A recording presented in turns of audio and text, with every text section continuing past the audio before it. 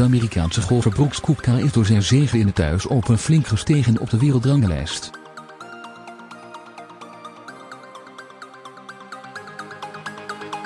Hij klom van de 9e naar de 4e plaats.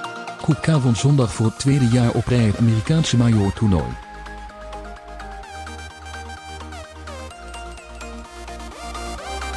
Zijn landgenoot Dustin Johnson, die lang meestreed om de overwinning op Shinnecock Hills en uiteindelijk op de gedeelde 3e plaats eindigde, handhaafde zijn eerste positie op de mondiale ranking.